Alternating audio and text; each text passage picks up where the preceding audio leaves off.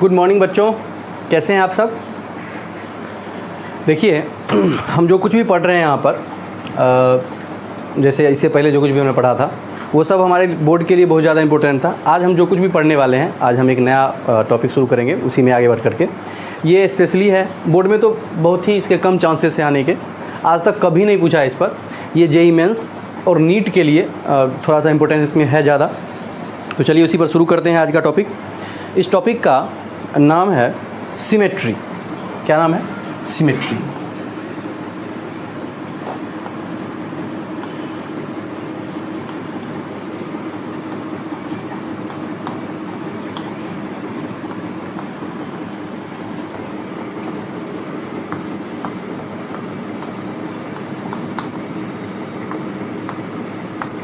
देखिए सिमेट्री होता क्या है। सबसे पहले सिमेट्री को समझते हैं, फिर सर्किट के सिमेट्री को समझेंगे हम। सिमेट्री क्या होता है? सिमेट्री का मतलब हिंदी इसका बस होता है समरूप, है ना।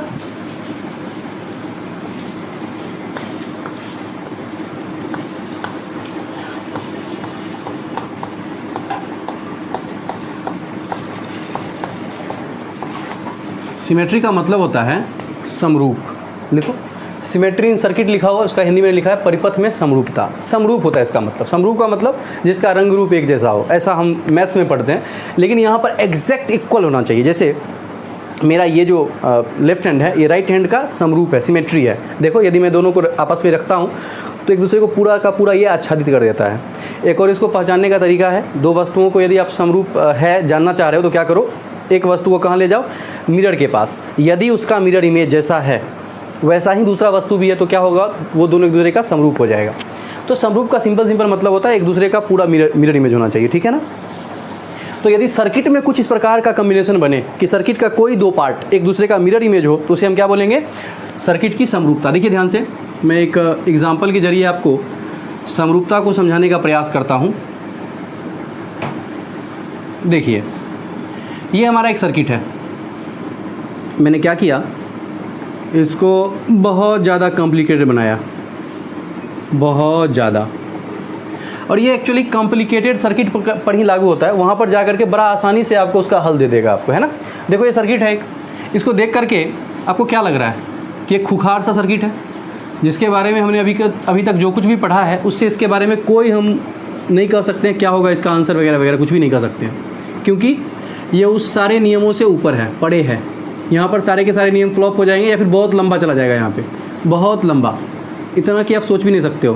पता चला कि पूरा दिन लगा दिया और तब जाके पता पड़ा आंसर गलत आ गया। तो वैसा कुछ सर्किट देख करके आपको लग ही रहा होगा। तो जब बहुत ज़्यादा कॉम्प्लिकेटेड सर्किट हो तब इस कॉन्सेप्ट का यूज़ किया जाता है। अब देखिए, देख करके बताइए, क्या ये वाला जो लाइन है, ये वाला जो लाइन है, क्या इस लाइन के ऊपर, इस लाइन के ऊपर और इसी लाइन के नीचे वाला पूरा का पूरा जो सर्किट है एक दूसरे का मिरर इमेज है ना? हाँ है। यानी कि इस लाइन के अबाउट ये सर्किट क्या है, सिमेट्रिक है। सिमिलरली यदि मैं एक और लाइन ड्रॉ करूं, ये वाली लाइन देखो ध्यान से, इसको मैं थोड़ा सा बीच में ले जाता हूं। वैसे कोई मतलब नहीं है बीच में है या किनारे पर है। अब देखो फिर से, ये वाली जो लाइन है, क्या इस लाइन के अबाउट भी ये पूरा का पूरा सर्किट सिमेट्रिक है? देख करके बताओ।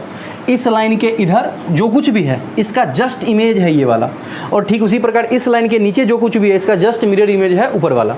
देखो ये जो लाइन है इसको क्षैतिज लाइन कहते हैं, और क्षैतिज को अंग्रेजी में हॉरिजॉन्टल कहते हैं, इसलिए इसे बोलते हैं हॉरिजॉन्टल सिमेट्री। और ये जो लाइन है ये देखो वर्टिक्स है, वर्टिकल है, इसलिए इसको बोलते हैं वर्टिकल सिमेट्री। ये हो गया हॉरिजॉन्टल सिमेट्री और ये हो गया वर्टिकल सिमेट्री। इसके इस पार का मिरर इमेज ये है, ऊपर का मिरर इमेज नीचे वाला है। तो दो प्रकार के सिमेट्री हुए, वर्टिकल और हॉरिजॉन्टल। ये हॉरिजॉन्टल सिमेट्री है, इसका एक और नाम है फ्लोटिंग सिमेट्री भी, बाद में बताऊंगा आपको कि क्यों कहते हैं इसे। फिलहाल आप सिमेट्री का डिफिनीशन के साथ शुरुआत कर सकते हैं इस टॉपिक को। लिखिए तो सिमेट्री का डिफिनीशन, यानी कि सिमेट्री इन सर्किट का डिफिनीशन लिखिएगा। लिखिए, यदि किसी इलेक्ट्रिक सर्किट को दो भागों में इस प्रकार बांटा जाए, यदि किसी इलेक्ट्रिक सर्किट को दो भागों में इस प्रकार बांटा जाए कि एक भाग दूसरे भाग का मिरर इमेज हो, तो वे एक दूसरे के सिमेट्रिक कहलाते हैं।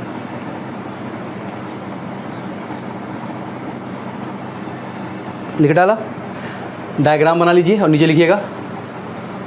डायग्राम बनाने के बाद नीचे लिखिएगा सिमेट्री के प्रकार। सिमेट्री के प्रकार नंबर 1 लिखिएगा,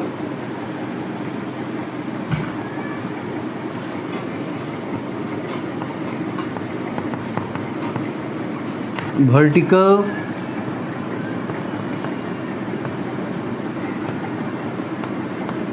सिमेट्री।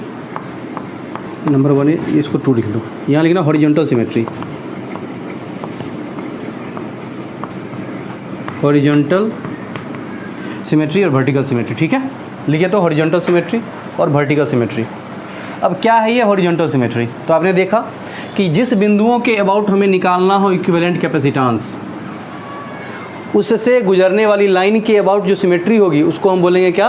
Horizontal symmetry. तो लिखिएगा हॉरिजॉन्टल सिमेट्री का डेफिनीशन। इसको हिंदी में क्षैतिज सिमेट्री भी कहते हैं, क्षैतिज समरूपता कहते हैं, ठीक है ना। हॉरिजॉन्टल सिमेट्री को क्या बोलते हैं? क्षैतिज समरूपता। क्षैतिज समरूपता। और इसे क्या बोलते हैं? इसे ऊर्ध्वाधर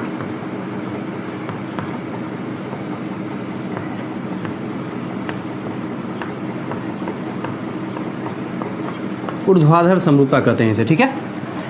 लिखिए तो क्षैतिज समरूपता का डेफिनीशन लिखते हैं।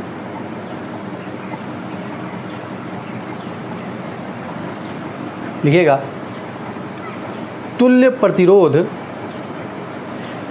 ज्ञात करने वाले बिंदुओं के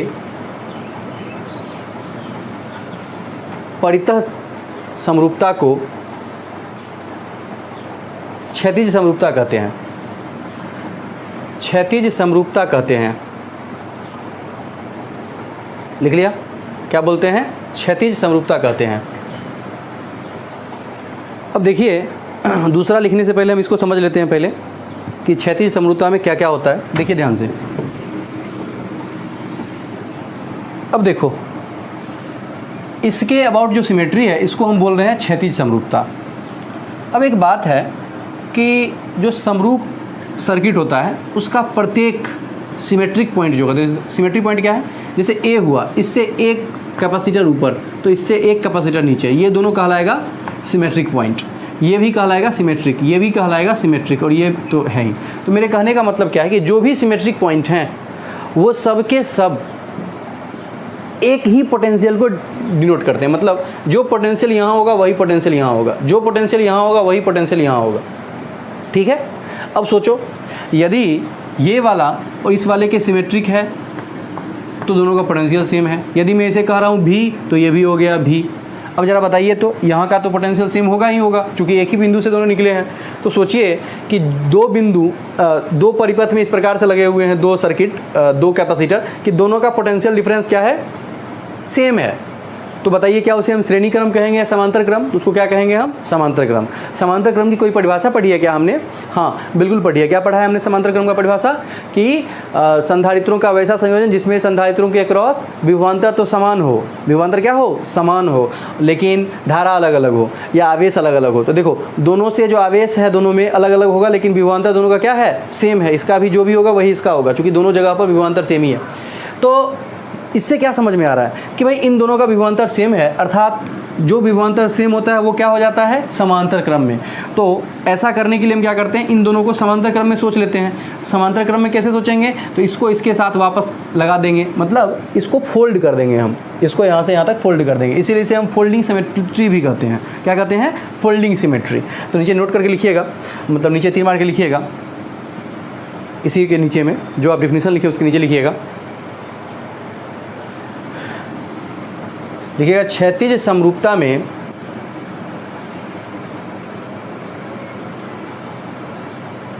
दोनों समरूप भाग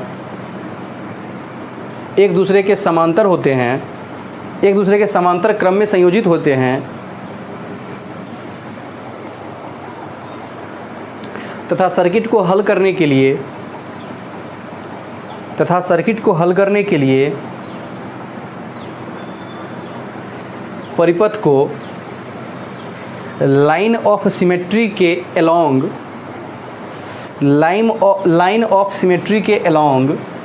फोल्ड कर दिया जाता है। फोल्ड मतलब मोड़ दिया जाता है, इसीलिए इसे फोल्डिंग सिमेट्री भी कहते हैं।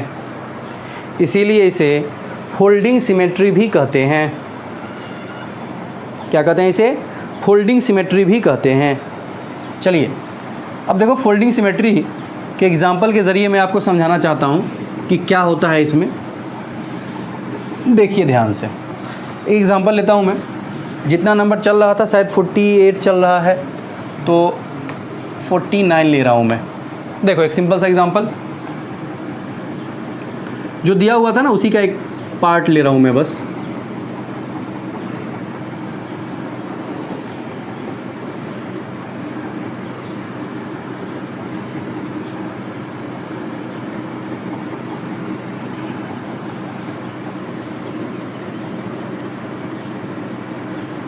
इसको छोड़ देता हूँ, इजी सा देता हूँ ताकि आपको समझ में आ जाए। मान लिया जाए ये पॉइंट ए है और ये पॉइंट बी है। आपकी आंखें देख पा रही होंगी कि ये दोनों पॉइंट के अबाउट हमें इक्विवेलेंट कैपेसिटेंस प्राप्त करना है। अब ज़रा देख करके बताओ कि क्या ये लाइन ऑफ सिमेट्री है? मान लिया जाए सब के सब सी हैं, तो क्या ये लाइन ऑफ सिमेट्री है? हाँ है। तो मैंने अभी क्या कहा कि इसका जो विभव होगा वही विभव इसका होगा। अब दोनों का विभव यदि सेम है तो क्या मैं इसको इसके साथ लिख सकता हूँ? बिल्कुल लिख सकता हूँ। और इस सर्किट को मैं कैसा बनाऊंगा? देखना ध्यान से, फोल्ड कर दूंगा, इसीलिए इसे फोल्डिंग सिमेट्री भी कहते हैं और इससे सर्किट इजी हो जाता है। देखिए ध्यान से,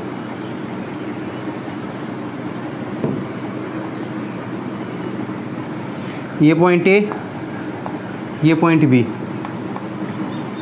अब देखो क्या हुआ, नीचे वाला भी इसके साथ चला गया, तो यहाँ सी था ना, नीचे वाला भी गया तो ये भी सी,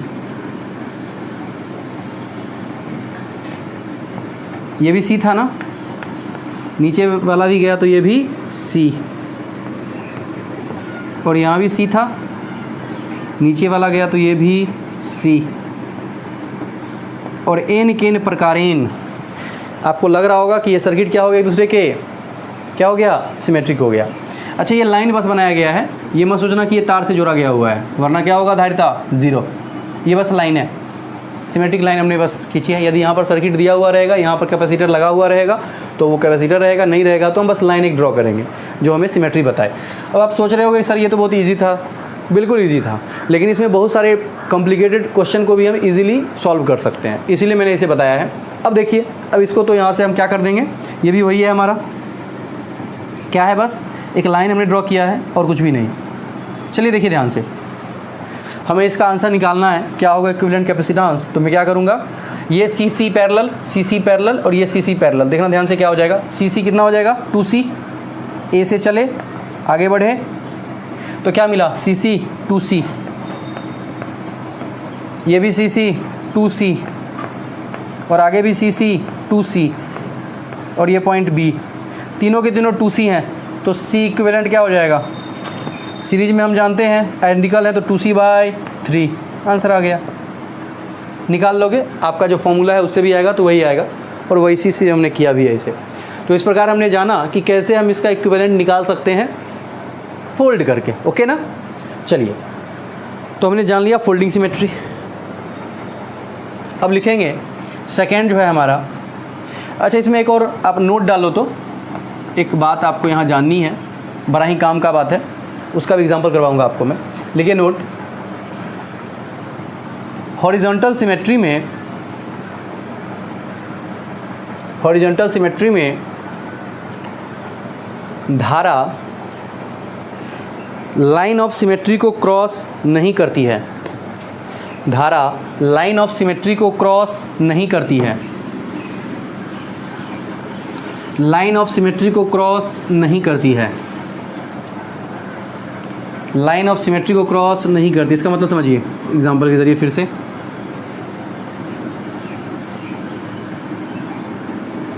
देखिए ये हमारा फिर से एक सर्किट है,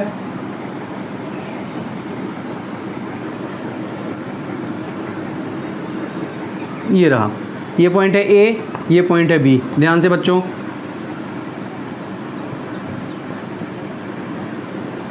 देखो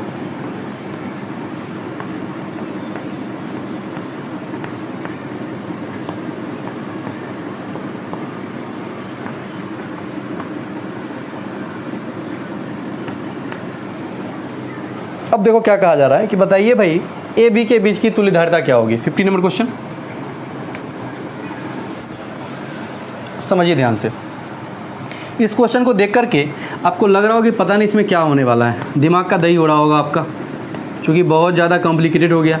लेकिन देखिएगा इसको कैसे हम सिमेट्री से इजीली सॉल्व कर लेंगे। देखिए ध्यान से, तो मैंने क्या कहा अभी आपको कि हमें देखना है कि क्या ये सिमेट्रिक है। तो देख रहे हो ए बी के अबाउट क्या ऊपर वाला नीचे वाले का मिरर इमेज है ना। तो हाँ, सब के सब एक दूसरे के मिरर इमेज है, इसका मतलब ए बी के अबाउट ये सिमेट्रिक है। अब जैसे ही सिमेट्रिक हुआ तो अभी मैंने आपको क्या कहा कि हॉरिजॉन्टल सिमेट्री में जो करंट है वो कभी भी सिमेट्रिक लाइन को क्रॉस नहीं करेगा, मतलब ऊपर वाला जो है ऊपर ही रहेगा, नीचे वाला जो है नीचे ही रहेगा। वास्तव में ये आपको लग रहा हो कि भाई धारा यहाँ भी बहेगा, इसीलिए इसका भी इससे जो कैपेसिटेंस निकलेगा वो इसमें भी कंट्रीब्यूट करेगा, लेकिन ऐसा नहीं है, ऐसा होता नहीं है। क्यों नहीं होता है? देखिए जो यहाँ का विभव है वही यहाँ का विभव, मैं इसको V1 मानता हूँ, इसको V2, इस बात को समझिए।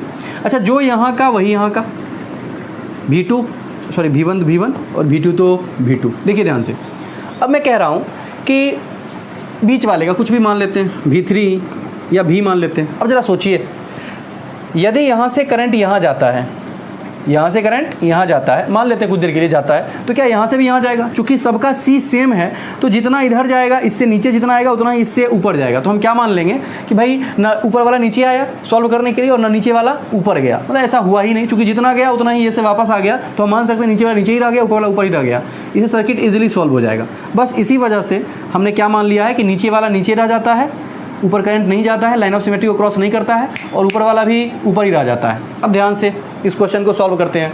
तो मैंने क्या कहा कि आप क्या समझ लें कि ऊपर ऊपर नीचे नीचे। तो मैं क्या करूँगा, इस सर्किट को थोड़ा सा आप क्वेश्चन बनाइएगा, फिर देखिएगा अगले में लिखिएगा आप जो मैं कर रहा हूँ, इसको थोड़ा सा मिटाएंगे और आपस में कनेक्ट कर देंगे, ये रहा, और इसे भी आपस में कनेक्ट कर देंगे, ये रहा। अब तो आपकी आँखें चमक उठी होंगी, दिख रहा होगा आंसर क्या होने वाला है। ये दोनों सीरीज़ के साथ पैरेलल, दोनों सीरीज के साथ पैरेलल और आपस में सबके सब पैरेलल। चलिए देखते हैं ध्यान से, अगला स्टेप बनाता हूँ मैं।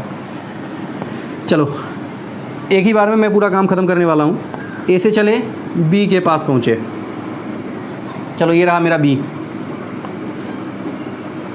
अब देखो सी, ये सी का C/2 के साथ सी जुड़ा है, ध्यान से यहाँ से चले सी। अब देखो यहाँ से जो आगे बढ़े हैं सी का C/2 आधा और उसके साथ सी जुड़ गया, तो ध्यान से जोड़ दो दोनों आपस में, तो क्या हो जाएगा? अरे यार दोनों सीरीज में है ना, तो हो जाएगा C/2 प्लस सी, यानी कि 3C/2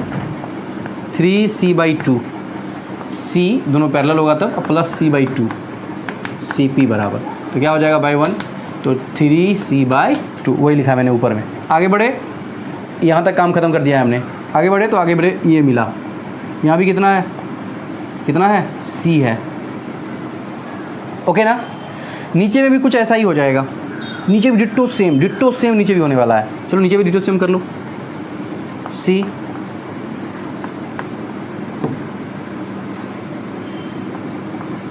यहाँ भी C, ये 3C/2 और ये भी C।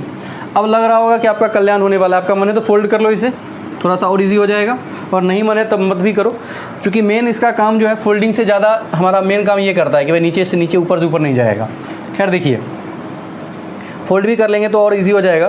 तो A, अच्छा बीच में 2 है ना, और यहाँ पर कितना है C, और यहाँ भी कितना है C। चलिए ध्यान से, मैंने क्या कर दिया, फोल्ड कर दिया। तो ध्यान से देखना, ये पॉइंट A, यहाँ पर है B, यहाँ पर है C, यहाँ पर है C। तो मैं दोनों का एक बार निकाल लेता हूँ। CC का कितना हो जाएगा C/2, और ऊपर जब ये गया होगा तो CC को कर दिया होगा पैरेलल में जुड़ करके 2C। अच्छा 3C/2 3C/2 गया होगा तो कितना कर दिया होगा, 2 गुना कर दिया होगा, जुड़ गया होगा तो 3C। नहीं अरे दोनों जुड़ गया, जैसे ये जुड़ करके 2C हुआ ना, ऐसे ही ये जुड़ करके क्या हो जाएगा 3C। आगे बढ़ करके ये जुड़ कर कितना हो गया, बोलो बोलो कौन सा, ये वाला 2C। ओके ना, ओके ये पॉइंट B। अब इक्विवेलेंट निकालेंगे तो इन तीनों का पहले निकाल लो। ये चला A, यहाँ से चले मिल गया C/2, आगे बढ़े ये पॉइंट B, ऊपर गए तो देखो इसका निकाल लो ऊपर तीनों का, तो क्या लिखोगे 1/C इक्विवेलेंट बराबर क्या लिखोगे 1/2C plus 1/3C plus 1/2C। 2C 3C सबका एलसीएम कितना 6C, नहीं 2C 3C और 2C का एलसीएम कितना 6C, तो 6C 2 से लगा दिया कितना हो गया 3, 2 3 तो हो गया 8, ध्यान से 3 3 6 2 8/6C 1/C इक्विवेलेंट, इसीलिए C इक्विवेलेंट कितना हो गया तो 6C/8। चलो बढ़िया है, तो ऊपर वाला हो गया कितना 6C/8। आगे बढ़े और ये भी है, मैंने काट भी सकते हो इसको, कोई फ़र्क नहीं पड़ता है। और यहाँ से फाइनली लिखोगे CP बराबर, तो दोनों को जोड़ दोगे 6C/8 plus C/2 6C/8 plus C/2 8 2 का एलसीएम 8 6C प्लस 4C ना 4C कितना हो गया 10C/8 बोले तो 5C/4 है ना 5C/4। इसको मिटा देता हूँ मैं या इसको डब्बा बना देता हूँ, आपको सॉल्व करने में दिक्कत ना हो, है ना। तो हमने निकाला यहाँ से कितना आ गया 5C/4, तो इसका इक्विवेलेंट कैपेसिटेंस हमने निकाल लिया 5C/4। और यदि आप इसको इस तरीके को छोड़ करके किसी दूसरे तरीके से दिमाग लगाते तो दिमाग का दही हो जाता। क्यों, क्योंकि बहुत लफड़ा था इसमें, बहुत लफड़ा। सिंपल सर्किट से बनाते हम तो बिल्कुल दिमाग ख़राब हो जाता। तो यहाँ पर सिमेट्री ने हमको बहुत ज़्यादा हेल्प करी है। ठीक है, आगे बढ़ते हैं। कौन सा है अब, हॉरिजॉन्टल सिमेट्री हो गया हमारा। क्या लिखिएगा अब, कौन सी सिमेट्री लिखिए, वर्टिकल सिमेट्री लिखिएगा, वर्टिकल सिमेट्री।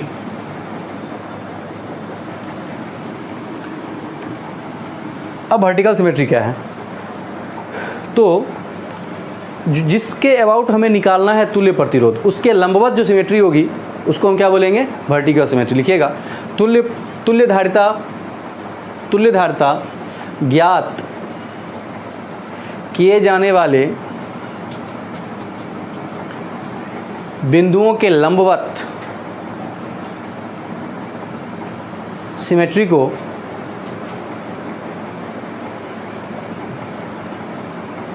वर्टिकल सिमेट्री कहते हैं। ओके, क्या कहते हैं, वर्टिकल सिमेट्री कहते हैं। एक बात नोट में लिख लीजिएगा, वर्टिकल सिमेट्री के प्रत्येक बिंदुओं पर, वर्टिकल सिमेट्री के प्रत्येक बिंदुओं पर विभवांतर समान होता है, सॉरी विभव समान होता है, विभवांतर नहीं, विभव समान होता है। विभव क्या होता है, समान। लो देखो ध्यान से, ध्यान से ध्यान से ध्यान से, मज़ा आ जाएगा। देखो कुछ ऐसा सर्किट है, ऐसा, ये ए ये बी, बोला जा रहा है बताइए ए बी के अबाउट तुल्य धारिता क्या होगी। सोचो, ए बी के अबाउट तुल्य धारिता क्या होगी। अब सोचो, यदि सिर्फ ये ना हो तो क्या हमारा काम ना बन जाए, यही वाला तो बहुत प्रॉब्लम क्रिएट कर रहा है। अब सोचो, क्या इसको मैं यदि देखूं अच्छे से तो क्या इसके अबाउट ये पूरा का पूरा सर्किट सिमेट्रिक है। हाँ है, सिमेट्रिक है।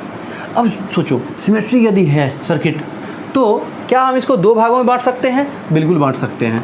और बांटने के बाद क्या होता है, इसमें एक फंडा, एक और बात होती है कि जो ये सिमेट्रिक होता है, जैसा मैंने कहा कि इसके प्रत्येक बिंदु का विभव समान होता है। अब जब सोचो इसका विभव इसके बराबर, इसका विभव इसके बराबर, तो क्या इससे धारा बहेगी? नहीं बहेगी। और जब धारा ही नहीं बहेगी, व्हीटस्टोन के हिसाब से सोचिए, धारा ही नहीं बहेगी तो क्या बीच वाला गायब हो जाएगा? हाँ, गायब हो जाएगा। यानी कि इस प्रॉब्लम से हम बीच वाले को हटा सकते हैं, सीधे हटा सकते हैं, बिना दिमाग लगाए हटा सकते हैं। और जैसे ही इसको हटाएंगे हमारा जीवन सफल हो जाएगा। क्यों सफल हो जाएगा? क्योंकि सर्किट बहुत ही ईजी बन जाएगा, बहुत ईजी, इतना ईजी कि बिल्कुल हलवा हो जाएगा।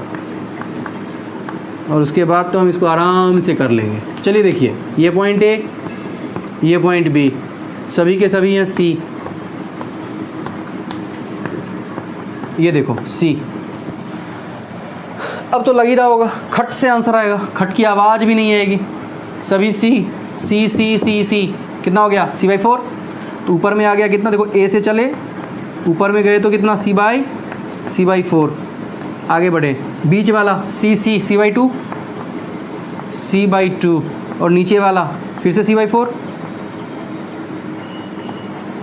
C/4, और ये पॉइंट बी। अब तो आंखें चमक ही उठी होंगी। सबको जोड़ दोगे तो C/4 C/4 C/2 और उसके साथ C/2, यानी कि CP बराबर क्या लिखोगे? बोलो बोलो, C/4 C/4 C/2 करके देख लो। 4 कितना हो गया? 4 C/4। मर गया, आंसर कितना आ गया? C। यानी कि इक्विवेलेंट कैपेसिटेंस कितना आ गया? C आ गया। तो हमने इससे देखा कि सिर्फ सिमेट्री के कॉन्सेप्ट से हमने इसको बनाया तो इतना इजी हो गया, वरना दिमाग का फलूदा बन जाता है ना। तो चलिए इसको भी लिख लेते हैं, एक नोट और डालेंगे। इसको बनाने के बाद डालिएगा कि भाई जो लाइन ऑफ सिमेट्री होती है, वर्टिकल लाइन ऑफ सिमेट्री, उससे करंट फ्लो नहीं करता है। और वर्टिकल लाइन ऑफ सिमेट्री पर पड़ने वाले जितने भी कैपेसिटर होंगे सबके सबको हटा देंगे सर्किट से, है ना। ठीक है ना, लिखिएगा। डायग्राम बना लिया आपने? नीचे लिखिएगा नोट डाल के। वर्टिकल लाइन ऑफ सिमेट्री पर, वर्टिकल लाइन ऑफ सिमेट्री पर लाई करने वाले, वर्टिकल लाइन ऑफ सिमेट्री पर लाई करने वाले संधारित्रों को सर्किट से हटा लिया जाता है। संधारित्रों को सर्किट से हटा लिया जाता है, मतलब हटा देते हैं उसको सर्किट से। अच्छा, लाई करने का मतलब देखो, यहाँ पर यदि ऐसे होता ना, ऐसे, तो ये उस पर, इस पर लाई नहीं कर रहा है, इस पर लाई ये कर रहा है केवल। देख रहे हो ना, ये किस पर लाई कर रहा है? इस वाले लाइन पर। तो केवल इस पर जो लाई करेगा उसी को हटाएंगे हम। समझ में आई बात को? मतलब ये मत सोचना कि यहाँ पर है तो इसको भी हटा लेंगे हम। देखो ये इस पर लाई कर रहा है, इस वाले लाइन पर, इस पर लाई करने वाले यूँ होंगे। तो इस बात को थोड़ा सा दिमाग में रखेंगे हम कि ये वाला नहीं हटेगा, कौन हटेगा, ये बात दिमाग में रहना चाहिए। बहुत सारे क्वेश्चंस में यहाँ पर ऐसे ही मिल जाएंगे आपको। समझ में आ रही है? अब सोचो ना, ऊपर है तो थोड़ा सा इधर भी हटा लोगे तो ये लाई नहीं करेगा। समझने वाली बात है थोड़ा सा, तो वो ज़्यादा कुछ नहीं मैटर करता है। इसको बनाइए और नीचे में नोट लिख लिया। अब हम कुछ क्वेश्चंस करते हैं बड़े ही मज़ेदार से, और ज्ञान को बढ़ाते हैं।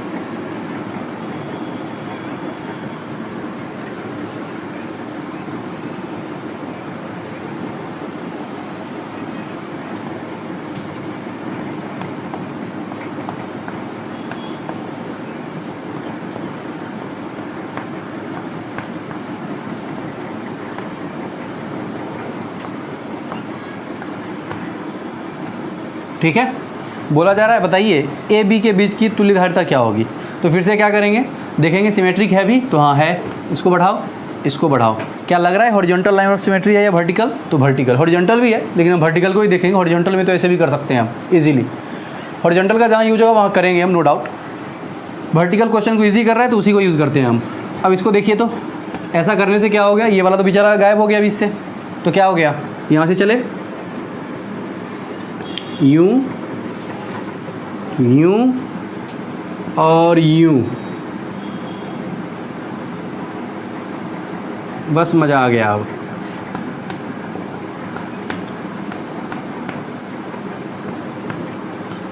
ये देखो, ये पॉइंट बी, ये पॉइंट ए। अब सोचो क्या दिख रहा है, C C C by two, C C C by two, C C C by two, सभी के सभी क्या है वास्तव में, सी बाई टू है। और सबको जोड़ दो तो यहाँ पर क्या लिखोगे, अगला स्टेप सबका कर लेते हैं सीरीज़ में। तो सी सी का हो गया सी बाई टू, इसका भी हो गया सी बाई टू, और इसका भी हो गया सी बाई टू। ये पॉइंट बी, ये पॉइंट ए, सी पी बराबर क्या होगा बोलो, C by two plus C by two plus C by two, यानी कि 3c/2। ठीक है भाई, छाप लीजिए इसे। आगे बढ़ते हैं।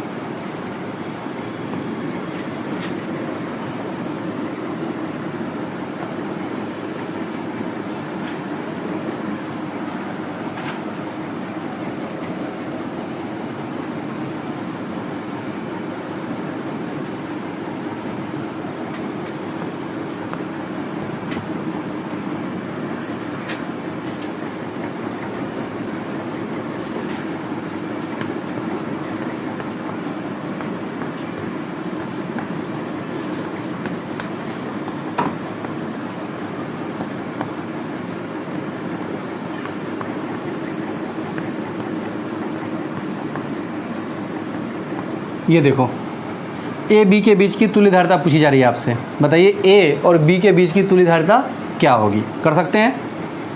बिल्कुल, हमें अब सोचना पड़ेगा इसमें भी कि क्या कोई लाइन ऑफ सिमेट्री है जो क्वेश्चन को इजी कर दे। तो दिमाग लगाते हैं। वैसे आपको दोनों लाइन ऑफ सिमेट्री दिख रहा होगा, हॉरिजॉन्टल भी यदि मैं इसको बढ़ाऊँ तो, और वर्टिकल भी दिख रहा होगा। वर्टिकल पर कोई लाई करने वाला है नहीं जो हमें कष्ट दे रहा है, तो हम विचार करते हैं हॉरिजॉन्टल लाइन ऑफ सिमेट्री पर। ये मैं जोड़ रहा हूँ नहीं, बल्कि बस लाइन ऑफ सिमेट्री खींच रहा हूँ। ये हमें दिखाएगा कि क्वेश्चन इजी है, बस इसीलिए। ये मत समझना कि ये कंडक्टर जुड़ा हुआ है, बस बात ही खत्म, जीरो हो गया आंसर। कंडक्टर जैसे ही जोड़ोगे धारा यहाँ से यहाँ बह जाएगी, बीच में कैपेसिटर के पास जाएगा ही नहीं। अब सोचिए, ऐसा होने के बाद अगला स्टेप क्या होगा। देखो, हमने कहा है आपको कि हॉरिजॉन्टल लाइन ऑफ सिमेट्री को कभी भी करंट क्रॉस नहीं करता, मतलब ऊपर वाला ऊपर ही रह जाएगा, नीचे वाला नीचे ही रह जाएगा। बस अब हमारा काम ही बन गया।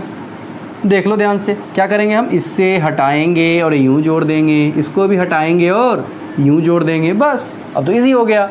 C C C by two, C C C by two, आपस में सी, यानी कि ये सर्किट देखो कितना ईजी हो गया एक ही काम करने मात्र से। ये रहा हमारा, ये रहा ईजीएस्ट सर्किट। देखो ये सी, ध्यान से बच्चों ध्यान से, यहाँ पर ये सी है, ये वाला सी, ये वाला सी। देखो ये सी C C by to series में है, तो सी सी सी बाई टू, और सीधे मैं लिखूंगा इसको क्या, पूरे के पूरे को सी लिख दूंगा। देख रहे हो? अच्छा, ये भी सी, नीचे भी ऐसे ही आते हैं। देखो सी, इसके बारे में सोचो, C C C by two, C C C by two, और दोनों जुड़ गया सी। ठीक है, ऐसे ही यहाँ पे ये वाला वैसे ही उतरा हुआ है सी। चलिए आगे बढ़ते हैं। अब देखो, ये तीनों आपस में सीरीज, ये तीनों आपस में सीरीज है ना, ये तीनों आपस में क्या है, सीरीज है, ये भी सीरीज है, और आपस में फिर मिला करके, कुल मिला करके दोनों पैरेलल। तो क्या करोगे, क्या लिखोगे कि ए से चले दो सर्किट्स मिले हमें केवल, और इन दोनों की धारिता देखनी होगी। देखो सी सेम है सी बाई थ्री, सेम है सी बाई थ्री, ये पॉइंट ए, ये पॉइंट बी, ये पॉइंट ए, दोनों को जोड़ दो सी पी बराबर, तो 2c/3 हो गया, है ना। छापिए इसे, छाप लिया, आगे बढ़ते हैं।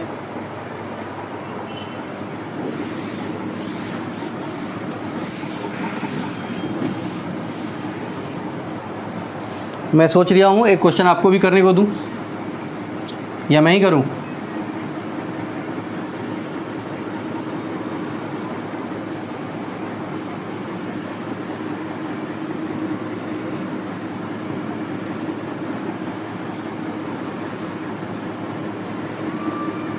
ये पॉइंट है ए, ये पॉइंट है बी।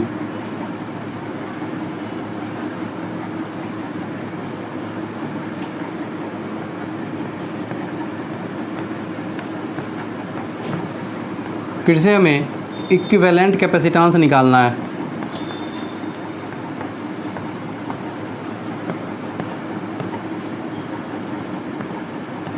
चलो देखो तो कैसे करेंगे। अब सोचिए, आपके पास फिर से सोचने के लिए कुछ सब कुछ है। आप क्या कर सकते हो, हॉरिजॉन्टल भी देख सकते हो, वर्टिकल भी देख सकते हो।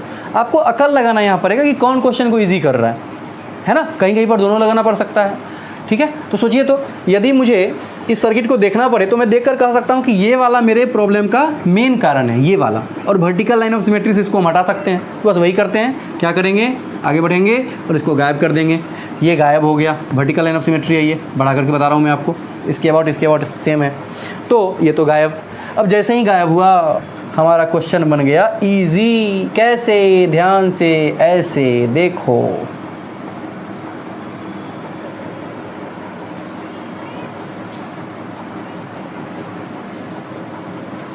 देख लो कितना इजी बन गया।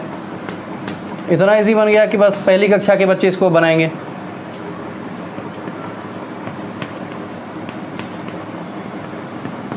ये रहा, देखो ध्यान से, ये पॉइंट ए, ये पॉइंट बी। अब मजे लो बस, सभी के सभी सीरीज, नीचे वाला सभी सीरीज और आपस में इसके साथ दोनों पैरेलल। तो मैं क्या करूँगा, ये पॉइंट ए रहा, यहाँ से 3 पॉइंट्स चले, मतलब 3 लाइंस चली, और ये पॉइंट है B. C C C C C by 4, C C C by 2 और सी C C C C by 4, सबको जोड़ दो। तो सी बी बराबर क्या लिखोगे, C by 4 plus C by 4 plus C by 2। 4 4 2 का एलसीएम 4, सी प्लस 2c कितना हो गया रे, 4c/4 मतलब सी आंसर। ठीक है भाई, छाप लीजिए, छाप लो।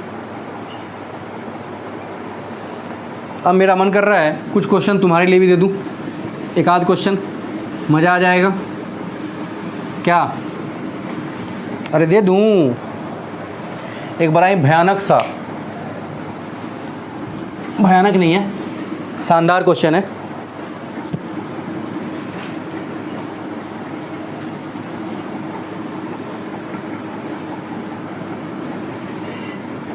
वास्तव में ये शानदार क्वेश्चन है, तुम्हें पूरा मज़ा देगा।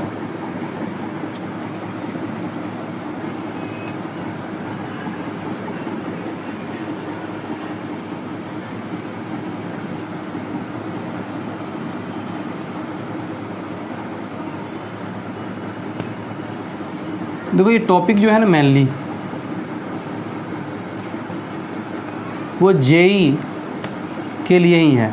नीट में भी बहुत कम संभावनाएं होती हैं ऐसे क्वेश्चंस को पूछने की।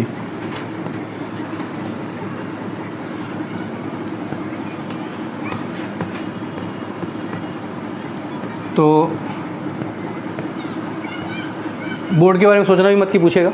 अच्छा, तो हमें ए बी के बीच की तुल्यधारता निकालनी है। क्वेश्चन दिख रहा है, बिल्कुल टिप लीजिए इसको, एचडब्ल्यू के लिए दिख जाएगा आपको, हो जाएगा, टेंशन मत लो। नेक्स्ट करूं,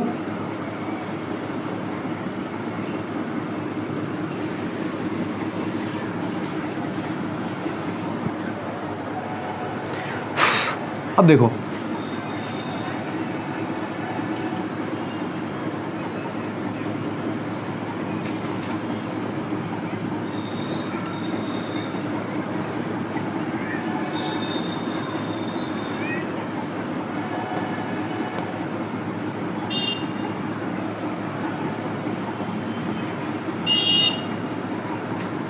सभी की धारिता सी है।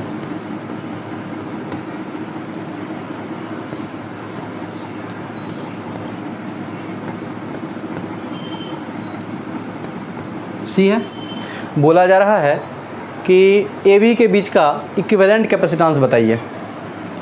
ए बी के बीच का इक्विवेलेंट कैपेसिटेंस बताइए। ठीक है, ओके। अब देखो इस क्वेश्चन में थोड़ा सा यही मैं समझाना चाह रहा हूँ आपको कि सिमेट्री से आपको सोचना पड़ेगा कि क्या वास्तव में सिमेट्री से काम करने वाला है, वास्तव में होने वाला है, ये सोचना पड़ेगा आपको। तो देखिए एक क्वेश्चन मैंने पीछे भी दिया है ऐसा ही सेम क्वेश्चन, जो बहुत सारे बच्चे भी डाउट्स में ही पूछ रहे हैं, तो वहाँ भी ये काम करेगा कि आप कैसे ये जानो कि सर्किट को कैसे हम ब्रेक करके थोड़ा सा अपने काम के लायक बना लें। तो देखो ये सी है, हमें ए बी के बीच का टोटल निकालना है। तो क्या करते हैं, इस सी को देखना ध्यान से, मैं सी ही लिखा हुआ है, हो सकता है क्वेश्चन में आपको ऐसा भी लिखा हुआ मिल सकता है, क्वेश्चन ऐसा भी रह सकता है। ये रहा 2C और ये रहा 2C। अब ज़रा सोचो क्या ये हमारा लाइन ऑफ सिमेट्री हो सकता है, वर्टिकल लाइन ऑफ सिमेट्री, जिसके दोनों तरफ क्या सर्किट पूरा का पूरा सिमेट्रिक है? हाँ, हो सकता है। और हम जानते हैं जैसे ही ऐसा हुआ वैसे ही क्या हो गया, इससे धारा इस दोनों बिंदुओं का विभव समान हो गया, मतलब इससे धारा नहीं बहने वाला है। अब मैं सोच रहा हूँ यदि यहाँ का विभव इसके बराबर है, इसका विभव इसके बराबर है, तो दोनों को मैं एक बिंदु मान सकता हूँ। विभव बराबर है तो एक बिंदु है ना, बिल्कुल। तो मैंने वही किया, ध्यान से देखना। अब मैं क्या करने वाला हूँ, पॉइंट ये रहा मेरा, ध्यान से समझिएगा बच्चों, बड़ा ही अच्छा सा क्वेश्चन है ये। देखो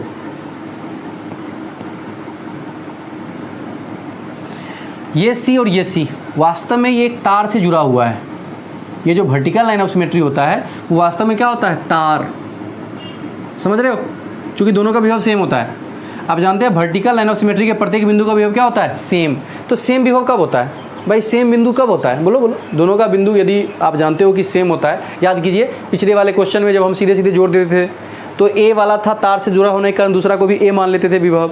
क्यों बिंदु ए मान लेते थे, क्यों, क्योंकि वो तार से जुड़ा हुआ था। यदि मैं बिंदु मान रहा हूँ सेम, इसका मतलब ये तार से जुड़ा हुआ है, और तार से जुड़ा हुआ है तो उस तार को हम एक बिंदु मान सकते हैं। तो मैं कह रहा हूँ कि ये दोनों क्या है, वास्तव में एक बिंदु है। इसको समझने का प्रयास कीजिएगा, बड़ा ही अच्छा लगेगा आपको। ध्यान से बच्चों, तो मैं क्या कर रहा हूँ, इन दोनों को मैंने कह लिया कि ये एक ही बिंदु है और जोड़ दिया, तो क्या ये दोनों पैरेलल में हो गए। मैं इस सर्किट को थोड़ा सा और अच्छे से समझाना चाहता हूँ ताकि आपको अच्छे से समझ में आ जाए। ध्यान से बच्चों, ध्यान से, ये रहा, वास्तव में ये दोनों के दोनों एक ही बिंदु पर जुड़े हुए हैं, 2C और C। ध्यान से, फिर ऐसा ही यहाँ हो जाएगा, ये भी क्या चलेगा, देखो ऐसे और ऐसे, ये भी वही बात है। यहाँ रहा 2C और नीचे रहा C। मैं इसको नीचे भी ले सकता था लेकिन आपको दिक्कत हो जाता देखने में, पिक्चर क्लियर नहीं होता, इसके लिए मैंने बस ऐसा कर दिया है, और कोई बात नहीं है। चलो ये C है, नीचे भी C, नीचे भी C। ध्यान से बच्चों, C C C। चलो अब देखते हैं, आगे बढ़े। अब तो आपकी आंखें चमक उठी होंगी, चमक ही रही होंगी आपकी आंखें कि ये दोनों पैरेलल, उसके साथ ये सीरीज। चलो आगे बढ़ते हैं। C आगे रहे तो C, देखो ऊपर चले C, ये दोनों 3C, यार 3C, और ये पूरा का पूरा देखो ये बिंदु पर मिल रहा है, इसका मतलब इसके साथ यहाँ पर ये मिला हुआ है, ये दोनों एक ही बिंदु है। बस मैंने आपको ये दिखाने के लिए हटा रखा है, वास्तव में दोनों एक ही बिंदु है। खैर आगे बढ़े, फिर से वही चीज़, C 3C और मिल गया नीचे, ये पॉइंट हमारा है B और ये पॉइंट है A। बस अब तो मज़ा आ गया। कैसे आया मज़ा तो देखो, A 3C और C का निकाल लेते हैं, B C C। अच्छा 3C C का निकालें तो इसका निकाल के देखो तो कितना आ जाएगा, तो क्या हो जाएगा, जानते हो आप, CS बराबर, यहाँ लिखता हूँ, CS बराबर जानते हो C1 C2 यानी कि C into 3C by 4C।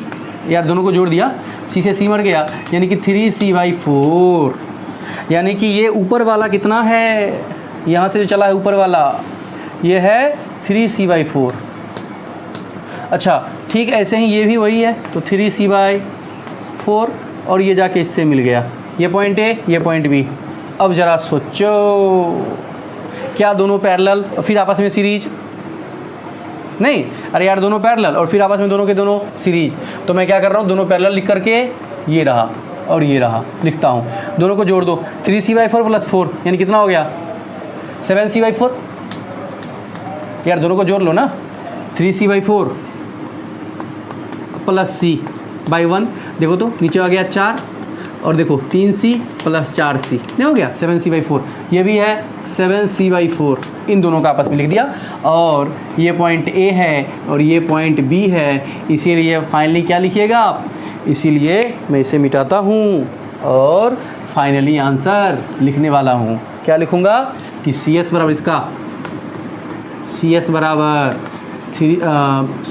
7C/4 into 7C/4 अब बाय 7 प्लस C2 यानी कि 2 इंटू 7C/4, 7C/4 से 7C/4 और 2 बच गया तो कितना हो गया 7C/8 आंसर।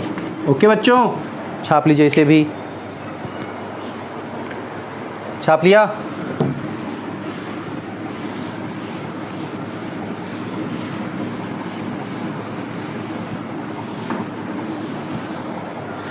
शानदार सा 2 क्वेश्चन और देता हूँ आपको, जितना नंबर होगा डाल देना।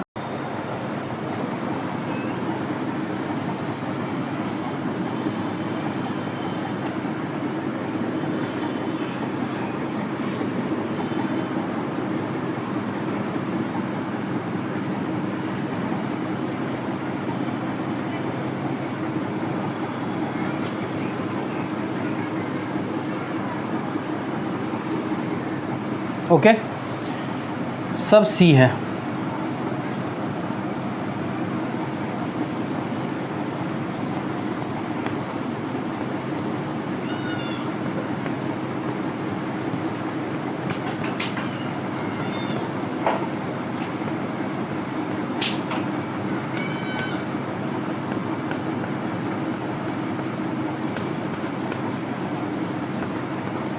ये पॉइंट A है, ये पॉइंट B है, इसी के अबाउट हमें इक्विवेलेंट कैपेसिटेंस निकालना है, A और B के अबाउट।